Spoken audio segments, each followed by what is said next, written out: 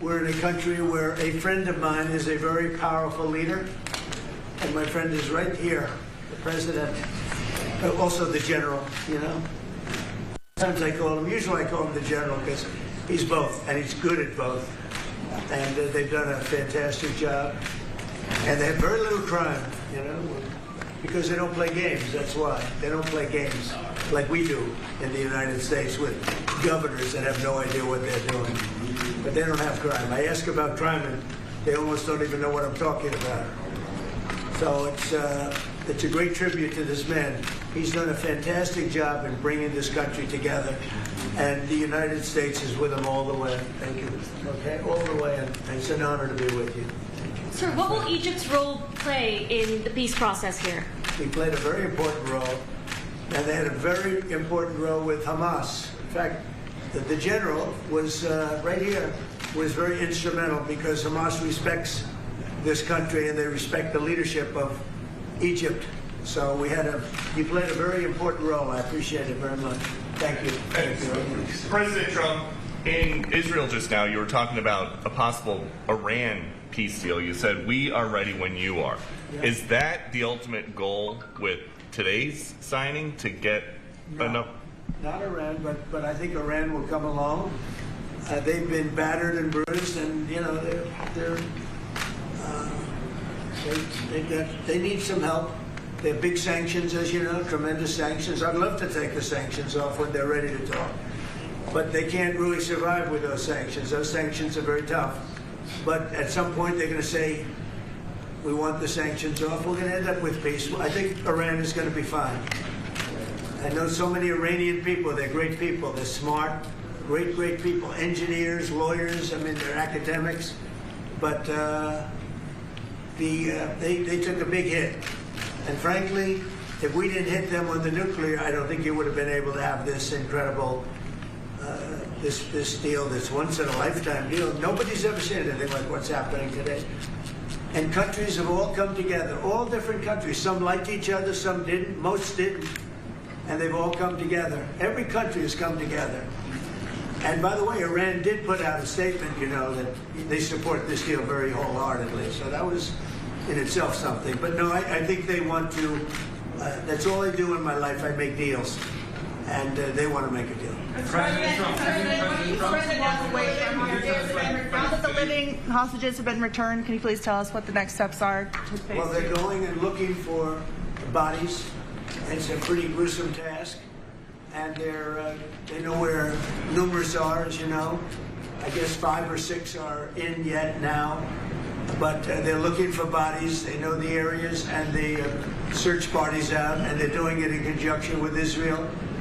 And they're going to be finding quite a few of them. President Trump, can you tell us when phase 2 of the negotiations will begin? Well, it started. I mean, it started as far as we're concerned. Phase 2 has started.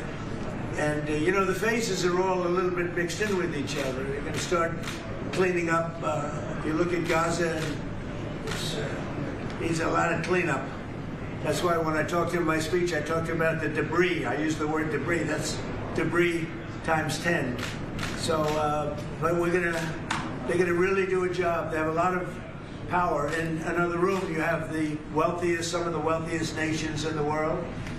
All leaders, the big leaders are here, the emirs and the kings and everybody, and it's a very interesting group. I guess we have like 35 countries, and that's only because they were the 35 that we invited. Everybody that we invited came. So there's a lot of respect. And I think you'll see some tremendous progress, both in the Middle East. This country is doing very well. It has good leadership. It's about leadership. And it's really nice when you say, how is your crime situation? And they don't even know what you're talking about. What do you mean crime? We don't have crime. Because if he has crime, he puts it out very quickly. Some people think that's not nice, but I think it's great. Because people don't want to be mugged and smashed, and they don't want to be stupid people. They have a place that is doing very well. We're very proud of him, because we knew each other from the beginning. The first time I met, it was in a hotel, and I was going to meet him, and then Hillary Clinton was following me. Remember Hillary Clinton?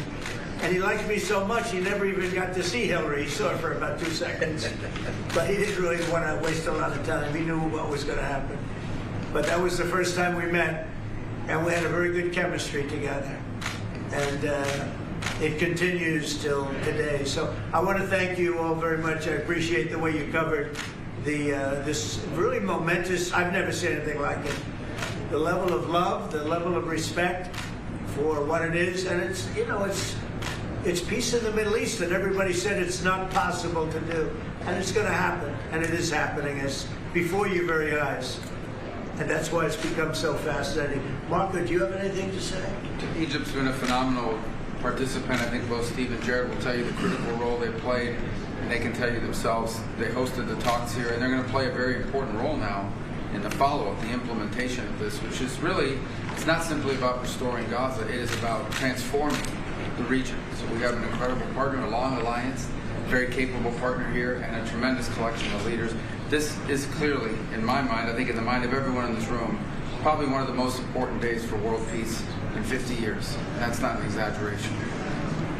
Only 50? Maybe 100. Certainly since the end of World War II, Mr. President. Mr. Witkoff and Mr. Kushner, I'm curious, you played such an important role in the tactical negotiations here. What will your role be going forward as a lot more has to be brought to the table here? Oh, the minute we had inked the deal, Jared and I were already working on the implementation side of the deal. So we're dug in. We'll be here quite a bit. That's at the direction of the president. That's probably going to be one of the most important phases here. Jared is remarkable to work with. I talk about it all the time. And of course, we both love working for the president. So it's feels like a very honorable job. Mr. President, would you like to say something with the interpreter? Yes. اسمحوا لي في البداية أن أنا أرحب بفخامة الرئيس. وأنا سعيد وكل شرف موجودة في مصر. شرم الشيخ مدينة السلام. يسمح لي فخامة الرئيس أن أنا اسمي واسم كل المصريين ويمكن حتى بكل محب السلام أوجه لك التحية الأخيرة والاحترام على تحية هذا الإنجاز الرائع والعظيم. Well, first of all, Your Excellency, I welcome you to Egypt. It's a great pleasure and an honor to have you with us here in the city of peace, Sharm el-Sheikh. Allow me also to extend, on behalf of all Egyptians and peace lovers around the world, salute, the appreciation, and the respect for this unprecedented and momentous accomplishment by your hands. أنا كنت متأكد فخامة الرئيس أنا كان الوحيد القادر على تحقيق هذا الإنجاز وإنهاء. I've been very confident that Your Excellency is the only one who's capable of bringing this about and bringing an end to this war. وأنا في خلال اتصالي بفخامة الرئيس ذكرت له ذلك بدقة. قلت له فخامة الرئيس أنت وحدك القادر على تحقيق السلام في منطقتنا. I even said that very precisely during my communication with Your Excellency, that you are the only one who is able to bring about peace and to achieve peace in this part.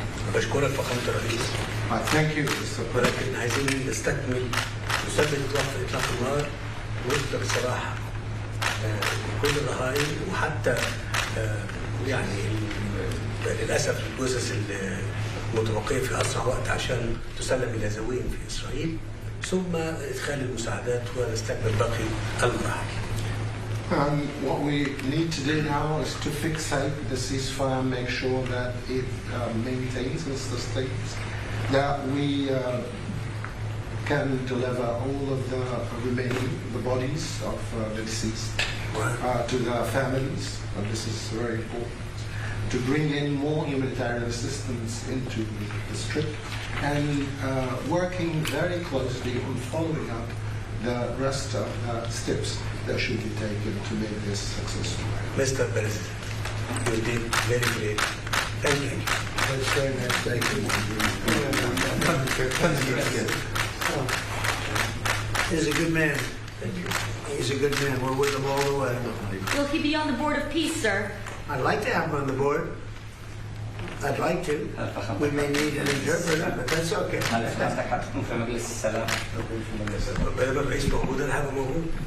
long as the President, His Excellency, You can't do better. the Board of Peace, I'll be there. We've had many leaders want to be on the board, actually. The Board of Peace, it's taken on, Steve, I'd say a life of its own. Do you want to discuss that, what's happened? I think we have a long list of applicants to be on that Yeah, board. everybody wants to. That's very nice. That's better than the other way. Usually it's the other way. Nobody wants to be on the board. But it's really taken on, this whole thing has taken on a life that's very different. So it's been really a great honor. And you people have done a fantastic job. I want to tell you that we appreciate it very much. Thank you very much, everybody. All right, thank you,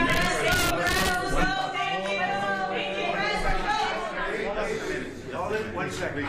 أنا عايز دعم فخامة الرئيس ورعايته معانا في مؤتمر إعادة العمل. I just want and look forward to Your Excellency's support and your sponsorship with us in the conference for the reconstruction.